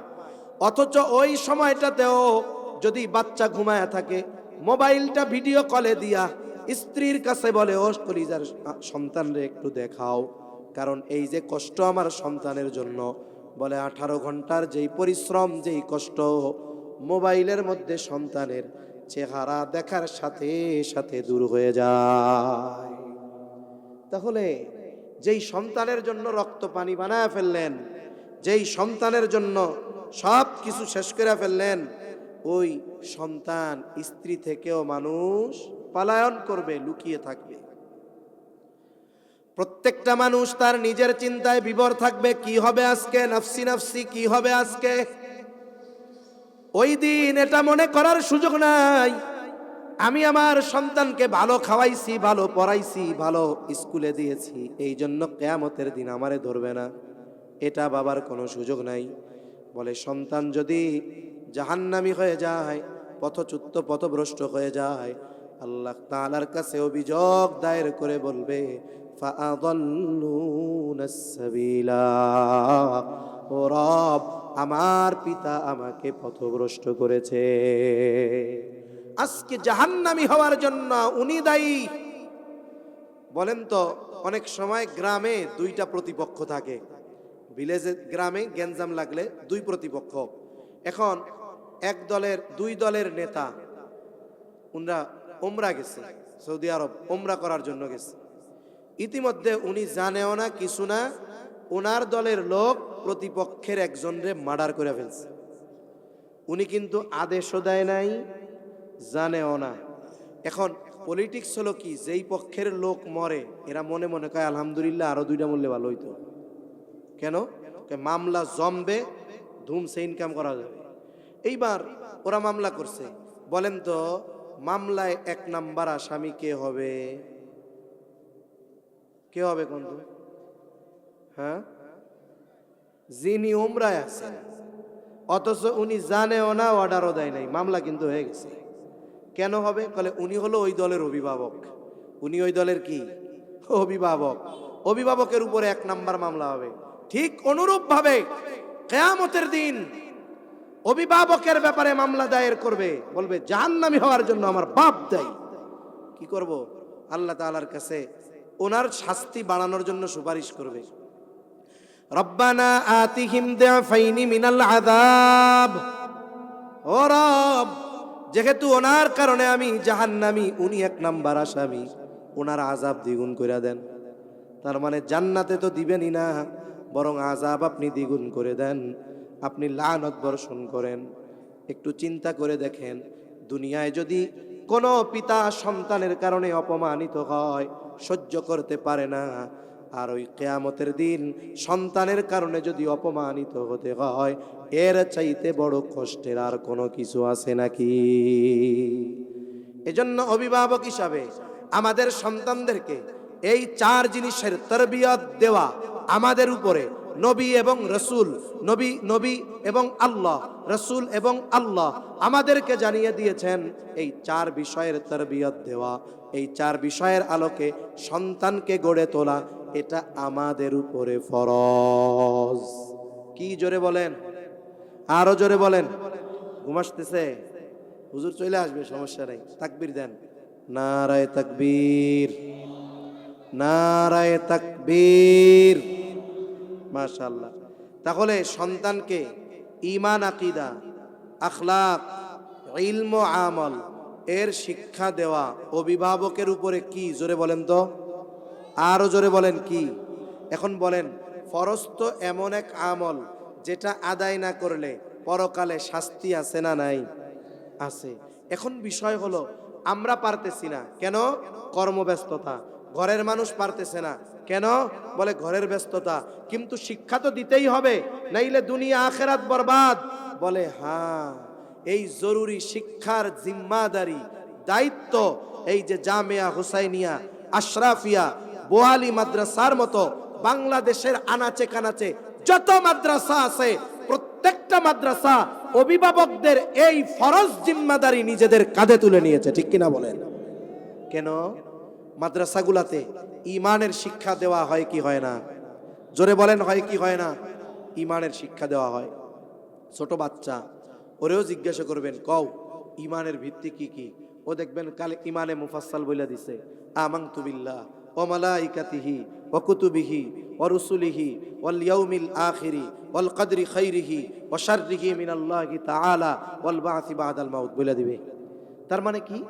যে এই মাদ্রাসায় ঈমানের শিক্ষা দেওয়া হয়, এই মাদ্রাসায় একত্ববাদের শিক্ষা দেওয়া হয়, যে মনে রাখবা আল্লাহর সাথে কোনো কিছুর শিরিক করবা না, তাওহীদের শিক্ষা দেওয়া হয়। এরপরে এই মাদ্রাসায় আখলাকের শিক্ষা দেওয়া হয়। ওস্তাদরা শিক্ষা দেয় বড়দের সালাম কালাম দিবা, কিভাবে সালাম দিবা, কিভাবে খাবা, কিভাবে মসজিদে ঢুকবা, কিভাবে রাস্তায় চলবা, কিভাবে মা বাবার সাথে আচরণ করবা, এই বিষয়গুলো মাদ্রাসায় শিক্ষা দেওয়া হয় কি হয় না? আমানতদারিতা, সত্যবাদিতা, ন্যায়পরায়ণতা, সব কিছুর শিক্ষা মাদ্রাসার মধ্যে দেওয়া হয়। 3 নাম্বার বলে ইলম, কয় এটা তো ইলমের মার্কাজ, কোরআন হাদিসের ইলম তো এখান থেকে সে অর্জন করে। বলে শুধু শেখে তা নয়, শুধু শিখলে তো হবে না, এখন এর উপরে আমল করাতে হবে। বলে কোনো অসুবিধা নাই, আপনি চিন্তা করেন না, ইলম শেখানোর সাথে সাথে ওই ইলমের উপরে আমল এই মাদ্রাসাগুলোতে শেখানো হয় কি হয় না? জবান খুলে বলেন। তাহলে এই দায়িত্বগুলো ছিল অভিভাবকের, এই দায়িত্বগুলো ছিল আমাদের, অথচ দায়িত্বগুলো কাঁধে নিয়েছে মাদ্রাসাওয়ালারা। এই মাদ্রাসাওয়ালারা এই দায়িত্ব কাঁধে নিয়ে আমাদেরকে বাঁচায়া দিছে, নাইলে আমাদের সামাজিক পরিস্থিতি যেটা, আমাদের সন্তানদের দিন শেখানোর কোনো উপায় ছিল না। এখন আমরা কি করব? বলে আপনি যদি ইমানদার হন, আল্লাহর নির্দেশ আপনাকে জাহান্নাম থেকে বাঁচতে হবে, অধীনস্থদেরকে বাঁচাতে হবে। এখন বাঁচাবেন কেমনে? দিন শেখানোর মাধ্যমে। আপনি দিন মানতেছেন, অধীনস্থদেরকে মানাইবেন কেমনে, শেখাইবেন কেমনে? বলে এই জন্যই এই মাদ্রাসা। আপনার সন্তানটাকে মাদ্রাসায় দেন।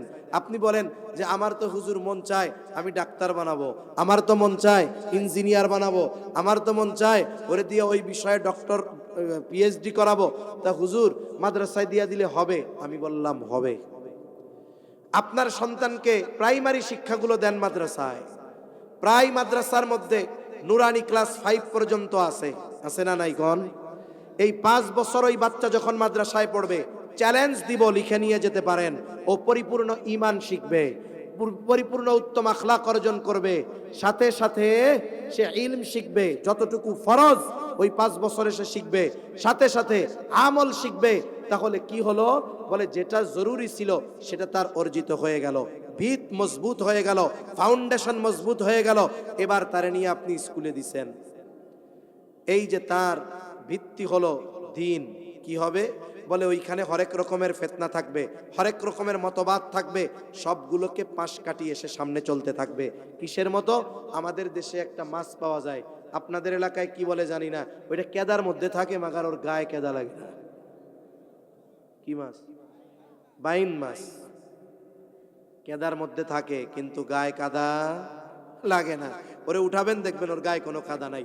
বলে আপনার ছেলে পাপের মধ্যে যাবে, ইঞ্জিনিয়ার হইতে হবে, মাদ্রাসায় তো সিলেবাস নাই, দিছেন স্কুলে ইঞ্জিনিয়ার হতে হবে, বুয়েটে দিছেন, চুয়েট রুয়েট খুয়েটে দিছেন, ইউনিভার্সিটিতে দিছেন, বলে ও জায়গা তো সব কাদা।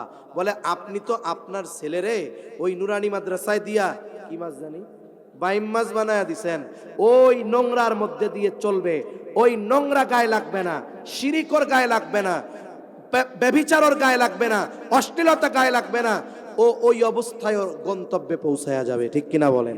এখন ও ডাক্তার হয়ে গেল, ও ইঞ্জিনিয়ার হয়ে গেল। আমি বলি ও শুধু ডাক্তার না, ওর নামের আগে আরেকটা ডিগ্রি আছে, দিনদার ডাক্তার। ঠিক কিনা বলেন?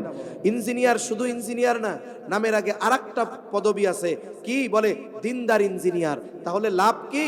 বলে দেখবেন ও দিনদার হওয়ার কারণে ওই যে দিন শিখছিল ওর প্রভাব তার মধ্যে আছে। ও এইবার চেম্বারে যখন বসবে, ডাক্তার নামের আগে ডয়াকার দিয়ে একটা দুইটা শূন্য দেয় না? এটা দিয়ে তো ডাক্তারও হয়, ডাকাইতও হয়। তার মানে বুঝায় যে ভাই ভেতরে যিনি আছেন তিনি ডাক্তারও হতে পারে, ডাকাইতও হতে পারে। উনি যদি ডাক্তার না হয়ে ডাকাইত হয় তাইলে কাজ সারা। আপনি গেছেন এমনি দেখানোর জন্য, কিচ্ছু হয় নাই, ভয় লাগতেছে। যে অভিজ্ঞ ডাক্তার ও মোটামুটি রোগীর নার্ভ টার পরীক্ষা, চোখ জিহ্বা দেখে বলতে পারে যে স্বাভাবিকভাবে এনার কোনো রোগ নাই। তা উনি ওনার চোখ দেখছে, জিহ্বা দেখছে, নার্ভ পরীক্ষা করছে, প্রেসার দেখছে, ডায়াবেটিস আছে নাই, তা বলতে তা কোনো রোগ তো নাই। এখন চিন্তা করে এই কাস্টমার কি 500 নিয়ে ছেড়ে দেওয়া যাইব?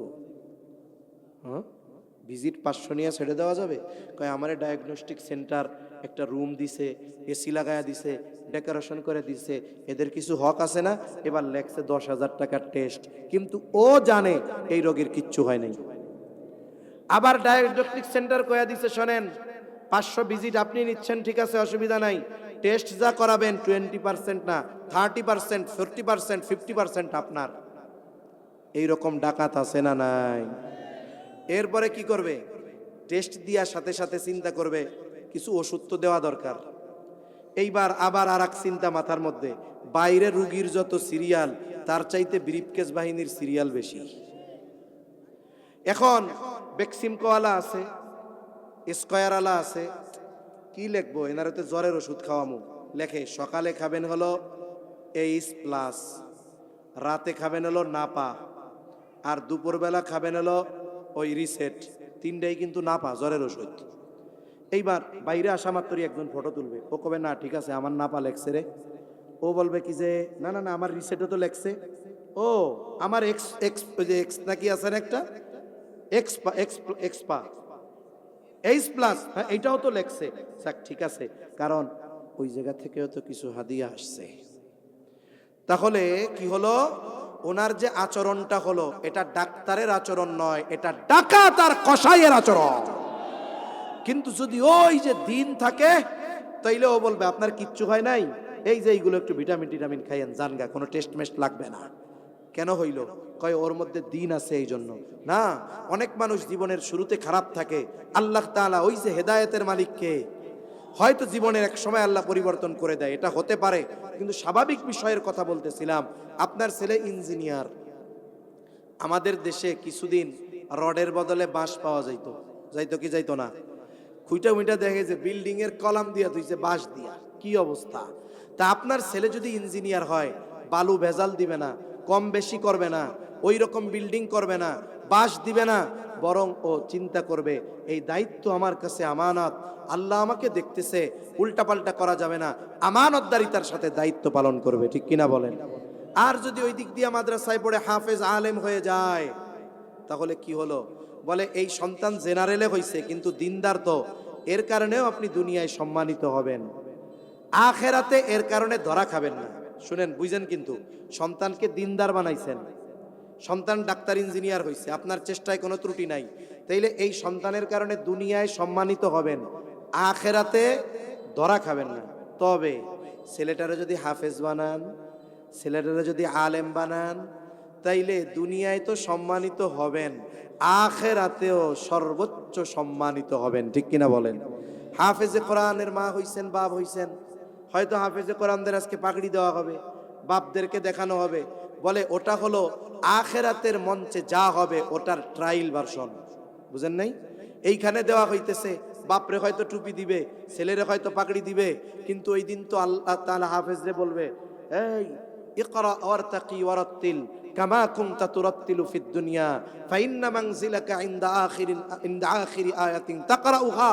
আরে তুমি দুনিয়ায় যেমনে তারতিলের সাথে পড়তে থাকো, পড়ো পড়ো পড়ো, যেখানে গিয়ে তোমার পড়া শেষ, তোমার অবস্থান ওই জায়গায়। সুবহানাল্লাহ বলেন।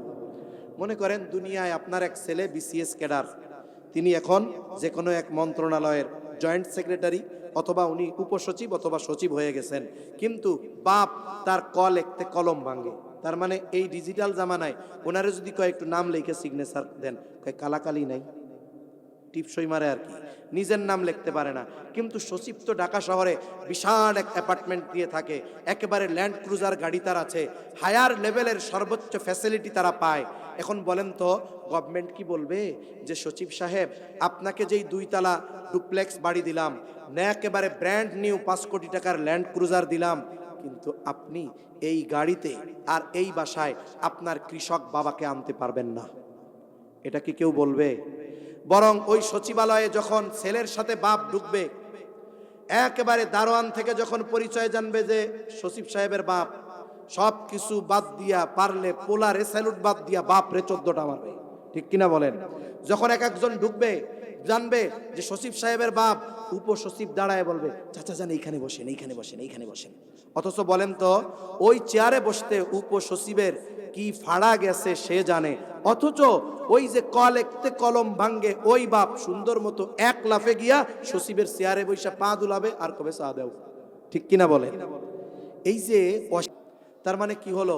দুনিয়াতেও অনেক বাবা সন্তানের কারণে মর্যাদা পায়, আখেরাতেও অনেক বাবা সন্তানের কারণে সম্মানিত হবে, মর্যাদা পাবে। দুনিয়াতে অনেক বাবা ভালো মানুষ সন্তানের কারণে অপমানিত হয়, আখেরাতের ময়দানে অনেক নেককার বাবা সন্তানের কারণে সর্বোচ্চ অপমানিত হবে। ঠিক কিনা বলেন? এজন্য সম্মানিত উপস্থিতি, আমাদের সন্তানদেরকে দ্বীনের উপরে গড়ে তোলার দরকার আছে না নাই? সময়ের সাথে সাথে মানুষ সচেতন হচ্ছে, এখন তারা বুঝতে চেষ্টা করতেছে, আমার সন্তানদেরকে যদি ন্যায়পরায়ণ, আমার সন্তানদেরকে যদি নেককার বানাতে চাই, আমার সন্তানদেরকে যদি আদর্শ নাগরিকে পরিণত করতে চাই, আমার সন্তানকে যদি সুনাগরিকে পরিণত করতে চাই, বুড়াকালে যদি আমি ওই বৃদ্ধাশ্রমের ভাত না খাইতে চাই, তাহলে আমার সন্তানরে যা বানাই না কেন, আগে আমার সন্তানকে দিনদার বানাতে হবে। ঠিক কিনা বলেন? এই সচেতনতা সময়ের সাথে সাথে সর্বশ্রেণীর মানুষের মধ্যে আসতেছে, আলহামদুলিল্লাহ। আবার একদল কিন্তু পেছনে লেগে গেছে। একদল লাগছে কেন? বলে প্রাইমারি স্কুলের ছাত্র কইমা গেল কেন? এখন একটা হলো ক্রিয়া আর একটা হলো প্রতিক্রিয়া। আমরা প্রতিক্রিয়া নিয়ে লাফাই, কিন্তু উচিত ছিল ক্রিয়ার ব্যাপারে সচেতন হওয়া। ঠিক কিনা বলেন? এই যে আবুল সরকার জেলখানায় গেছে, আবুল সরকারের পক্ষে যারা দাঁড়াইছে তাদের দাওয়া দেওয়া হয়েছে। এটা হলো প্রতিক্রিয়া। এটা কি জোরে বলেন? প্রতিক্রিয়া। আর এই প্রতিক্রিয়ার উপরে সিদ্ধান্ত নেওয়া এটা বুদ্ধিমান লোকদের কাজ না। এই প্রতিক্রিয়াকে সামনে রেখে বলতেছে যারা দাওয়া দিছে তাদের ধরতে হবে। আমি বলি ও মিয়া, ক্রিয়াটা তো ছিল আল্লাহকে বকা দেওয়া, নাউজুবিল্লাহ। এই বক্তব্যের মধ্যে আল্লাহর ব্যাপারে এমন অশালীন, এমন খারাপ খারাপ বিশ্রী কথা বলা আছে যে যার ন্যূনতম ঈমান আছে সেও প্রতিক্রিয়া প্রদর্শন না করে বসে থাকতে পারবে। এখন এই দরকার ছিল যে গালি দিল কে, ওরে সাইজ কর। গালি যে দিছে তার পক্ষে কারা, ওইগুলারে জেলে ভর। দরকার কি এটা ছিল না বলেন তো? কিন্তু কি হলো, বলে প্রতিক্রিয়ার উপরে সিদ্ধান্ত নিচ্ছে, এটা বোকামি। এখন বলতেছে যে কিরে, প্রাইমারি স্কুলে আগে তো আমরা ভাঙ্গা টিনের ঘরে পড়ছি, আমাদের চারদিক খোলা থাকতো, বেঞ্চগুলো ফাঁকা জায়গায় থাকতো, উপরে টিনের ঘর, আইসা দেখতাম প্রস্তাব করে রাখছে বিড়ালে বাদুরে, মুসা টুসা এরপরে বসা লাগতো। ফ্যান ট্যান এগুলো তো কল্পনাতীত ছিল। এখনকার প্রাইমারি স্কুল কত বড় সুন্দর বিল্ডিং, ফ্যান লাগায়া দেওয়া, অনেক জায়গায় দুপুরে খাওয়ায়, অনেক জায়গায় টিফিন দেয়, বই ফ্রি দেয়, উল্টো আরো টাকা পয়সা দেয়। কিরে, এরপরেও স্কুলগুলোয় কেন ছাত্র কমতেছে? কয় কি, এর জন্য হুজুররা আর ব্যাঙের ছাতার মতো গজিয়ে ওঠা মাদ্রাসাগুলো দায়ী। নাউজুবিল্লাহ কন। তার মানে তোমার ছাত্র নাই কেন, এইটা আগে বাইর করো। কেন নাই? তুমি পোলাপানরে নিয়ে ছোট ছোট বাচ্চাদের সমকামিতা শেখাবা, ট্রান্সজেন্ডার শেখাবা, ইসলাম বিদ্বেষিতা শেখাবা, আর মুসলমানের সন্তানেরা ঈমান হারা হওয়ার জন্য ওই জায়গায় দিবে। এটা কেমনে ভাবো, ঠিক কিনা বলে? তোমাদের যেই কারিকুলাম আছে ছুঁড়ে ফেলে দাও। আমাদের নুরানি মাদ্রাসার কারিকুলামগুলো দিয়ে দাও প্রাইমারিতে, আমাদের শিক্ষকগুলোকে দিয়ে দাও। আমরা চ্যালেঞ্জ দিয়ে বলতে পারি মাদ্রাসাও ভরপুর থাকবে, তোমাদের স্কুলগুলায়ও নতুন নতুন ভবন ছাত্রদের জন্য বানানো লাগবে, ঠিক কিনা বলেন? তোমরা কারিকুলাম ঠিক করো, সাথে সাথে যারা পড়াবে তাদের ঠিক করো। দেখবা ওই যে বিল্ডিং বানাইছো কাজ হবে না, আরো বিল্ডিং বানানো লাগবে, ঠিক কিনা বলেন? এজন্য সম্মানিত উপস্থিতি, আমাদের সন্তানদের দিন শেখানোর দরকার আছে না নাই? সব কিছু বানাবেন, তবে আগে কি বানাবো? জোরে কম দিনদার। আগে কি বানাবো?